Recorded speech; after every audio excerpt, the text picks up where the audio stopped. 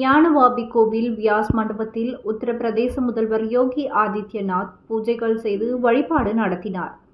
உத்தரப்பிரதேச மாநிலம் வாரணாசி ஞானவாபி மசூதி இந்து கோவிலை இடித்துதான் கட்டப்பட்டதாக வழக்கு தொடரப்பட்டதை தொடர்ந்து ஞானவாபி மசூதியின் கீழ்த்தளத்தில் இந்துக்கள் வழிபட வாரணாசி நீதிமன்றம் அனுமதி அளித்து உத்தரவிட்டது. மேலும் 7 நாட்களுக்கு பின் பூஜைகள் நடத்தி கொள்ளவும் இந்துக்களுக்கு வாரணாசி நீதிமன்றம் அனுமதி வழங்கி உத்தரவிட்டது. இதைத் தொடர்ந்து கடந்த செவ்வாய்க்கிழமை உத்தரப்பிரதேச முதல்வர் யோகி ஆதித்யநாத் ஞானவாபி கோவிலுக்கு சென்று அங்குள்ள வியாஸ்கா தெகானாவை வழிபட்டார். அங்கு நிறுவப்பட்ட சிற்பங்களையும் நந்தியையும் வணங்கினார். மாலையில் யோகி ஆதித்யநாத் காசி விஸ்வநாதர் கோவிலுக்கு சென்று சுவாமி தரிசனம் செய்தார். தொடர்ந்து சர்க்கியூட் ஹவுஸில் பாஜக பிரதிநிதிகள் மற்றும் சட்டமன்ற உறுப்பினர்களை சந்தித்தார். மேலும் வளர்ச்சி திட்டங்களையும் ஆய்வு செய்தார்.